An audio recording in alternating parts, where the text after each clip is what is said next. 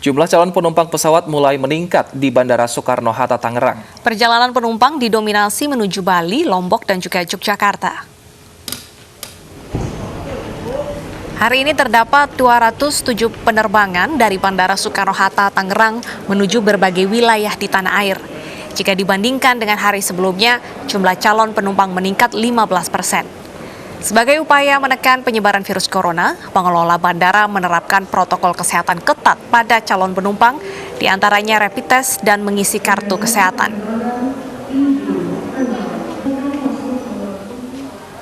Lonjakan calon penumpang pesawat juga terjadi di Bandara Internasional Juanda, Surabaya, khususnya tujuan Jakarta dan Bali. Untuk menghindari penumpukan penumpang, pengelola menyediakan ruang tunggu khusus bagi calon penumpang yang mengalami penundaan jam terbang. Di bandara ini, petugas juga menerapkan protokol kesehatan ketat.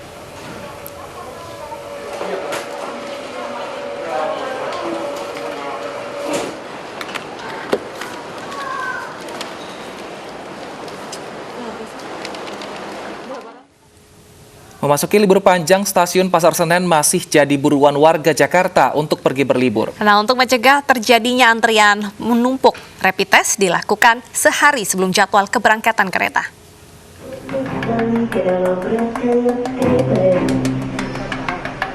Meski pemerintah tengah menganjurkan tidak bepergian saat memasuki libur panjang, warga Jakarta masih bertekad pergi berlibur untuk menikmati libur panjang.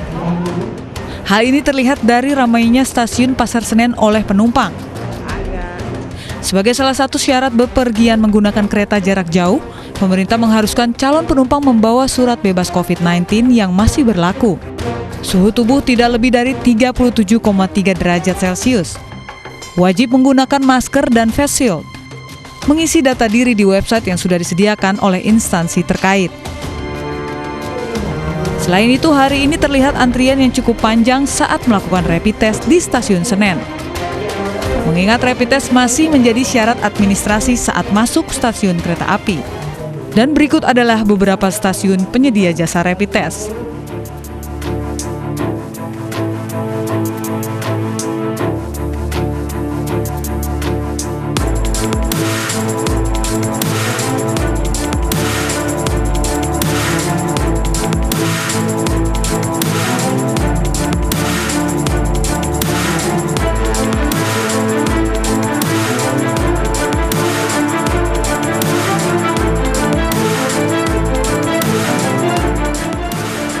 Diharapkan bagi masyarakat yang bepergian keluar kota selalu menjaga kesehatan dan selalu patuhi seluruh protokol kesehatan di mana saja berada. Dari Jakarta, Ricky Iskandar, iNews melaporkan. Ya, banyak sekali masyarakat yang memanfaatkan long weekend ini untuk berlibur. Kita lihat apakah kepadatan penumpang ini sudah terlihat di sejumlah sarana transportasi. Kita lihat dengan langsung saja di Stasiun Senen Jakarta dari Ricky Iskandar dan juga Nadia Valeri di Terminal Kampung Rambutan. Kita ke Ricky Iskandar terlebih dahulu. Di Stasiun Senen, Ricky, daerah tujuan mana saja yang paling banyak diserbu masyarakat?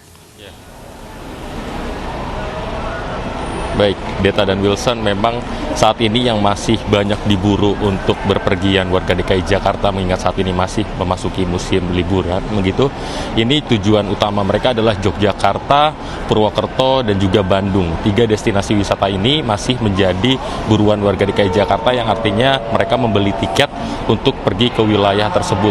Dari data yang kami terima, memang saat ini hanya ada 18 kereta dari Daop 1, daerah operasi 1 wilayah Jakarta yang beroperasi, dan untuk di stasiun Senen sendiri ini hanya ada 8 kereta api yang dioperasikan. Tentu penambahan kereta akan dipersiapkan mengingat jika memang nantinya ada lonjakan penumpang.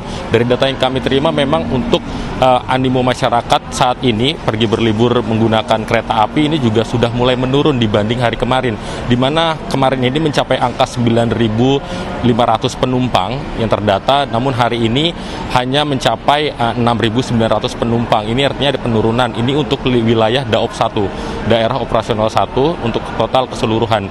Dan untuk yang masih menjadi buruan juga adalah untuk di wilayah rapid test, di mana rapid test ini juga cukup diminati masyarakat karena memang masih menjadi syarat administrasi begitu. Dan memang kemarin ada 19 yang dikatakan reaktif begitu dari total 1.231 rapid test, di mana yang terdapat reaktif ini memang terpaksa tidak bisa mengikuti perjalanan kereta api dan uang tiketnya memang 100% akan dikembalikan seperti itu. Dan Deta dan Wilson, perlu kami informasikan juga saat ini baru saja tiba Kementerian Perhubungan, baru saja meninjau wilayah stasiun Pasar Senen ini untuk melihat kondisi para penumpang dan juga untuk kondisi situasional saat ini.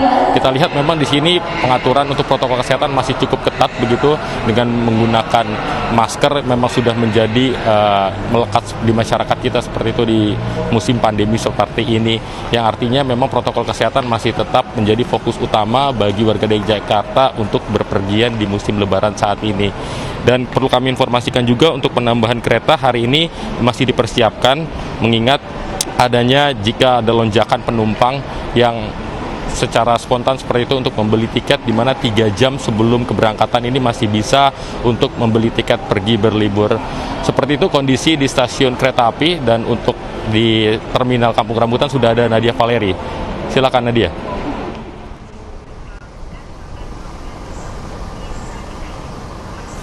Ya, terima kasih Ricky, Deta dan juga Wilson. Berdasarkan pantauan kami di Terminal Kampung Rambutan Jakarta Timur sejak pagi hari tadi, aktivitas masih sepi dan juga kondusif, di mana memang berdasarkan data kolektif hingga pukul 10 pagi tadi baru ada sekitar 100 penumpang saja yang sudah diberangkatkan ke kota tujuan.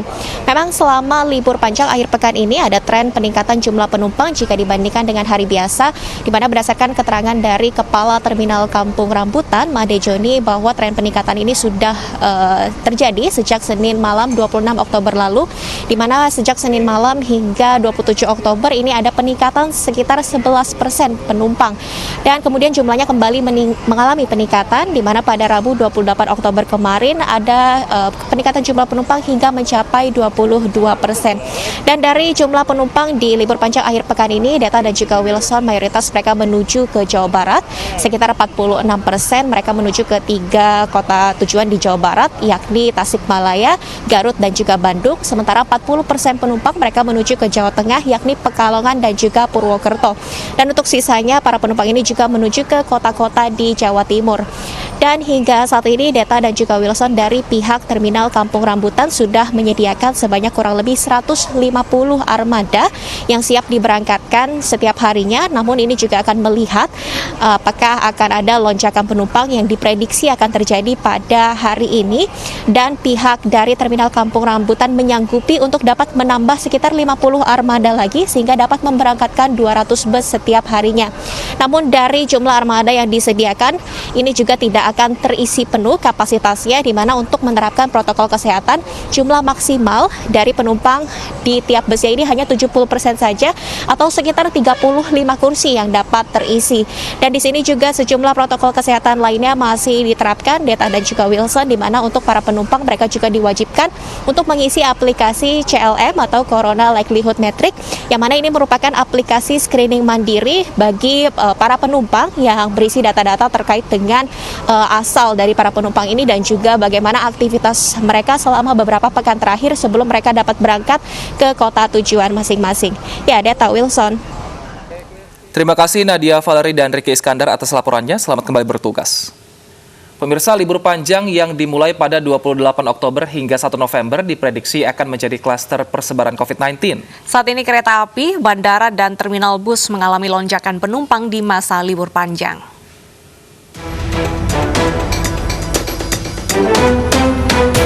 Pada periode libur panjang dari 28 Oktober sampai 1 November nanti. 2 periode libur panjang sebelumnya telah memberikan pelajaran penting bagi kita untuk semakin bijak dan cerdas dalam menikmati masa liburan. Karena apabila kita lengah dalam menerapkan protokol kesehatan saat liburan, ada konsekuensinya. Kita akan melihat lonjakan kasus sampai ribuan.